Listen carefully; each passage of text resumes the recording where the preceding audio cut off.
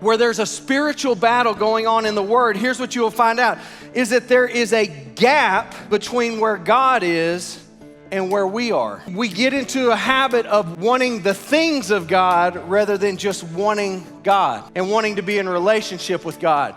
A couple weeks ago, we have to go to the school and we have to observe in the classroom, and I was observing, and one of the dads was in there. He was observing too, and he came up to me, and his daughter and Harper are friends, and he said, "Hey, I got to tell you this story about Harper."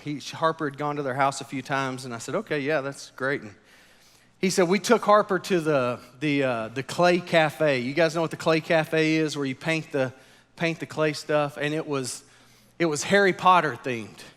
And he said, "Me and my daughter, we read the Harry Potter books," and I was like, "Oh, that's cool." And he said, "We got there and we were painting our mugs, and I just asked Harper, Harper, do you guys read the Harry Potter books at your house?" And she said, "No, sir." She said, "We don't believe in witchcraft. We love Jesus at my house." Yeah. And I said, "Man, I am so sorry." And he just said, "Man, we have laughed so hard for the last 2 months." And here's what I noticed about that story. Several people in the room got very excited that was her response. And several people probably have read the Harry Potter books and are going, "Oh Lord, what does this mean?" All right? And today, that's kind of what I want to talk to you about. Where do we as believers draw the line? And I think what you're going to find out today is that in this room, there's people that draw the line here and there's people that draw the line here.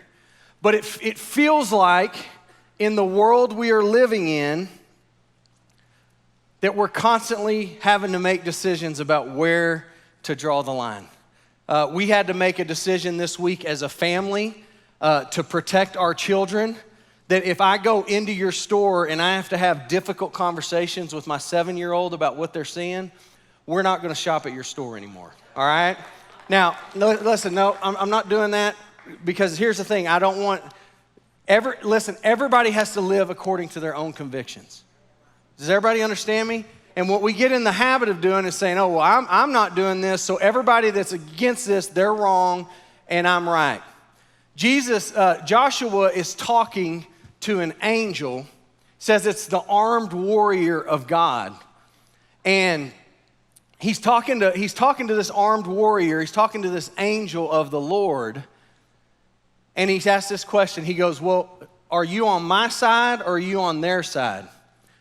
And his response was this: "Neither."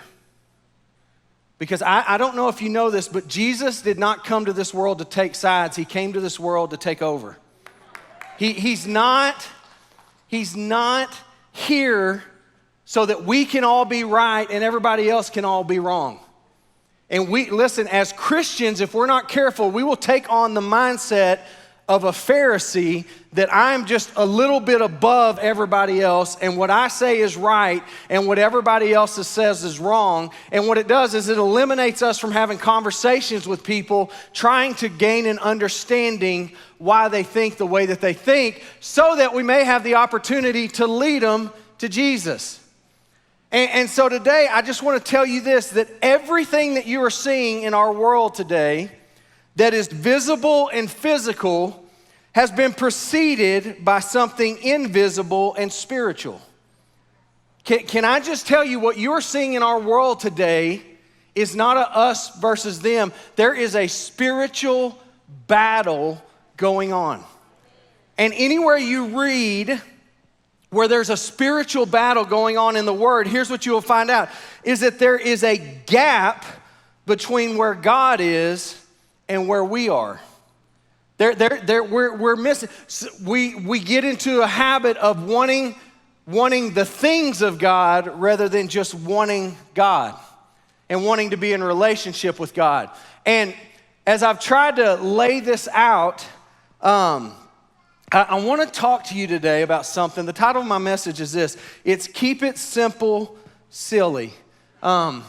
I couldn't use the other word because my kids keep me in check, all right? That's a bad word to them. So it's "Keep It Simple, Silly." And today, I want to talk about our prayer life as believers. Because here's what the word says in 2 Chronicles. I love this verse, you probably heard it. It says, if my people, not those people or them people or all the people that aren't us. It says, if my people who are called by my name will humble themselves and pray and seek my face and turn from their wicked ways, then I will hear you from heaven and I will forgive their sin and I will heal their land.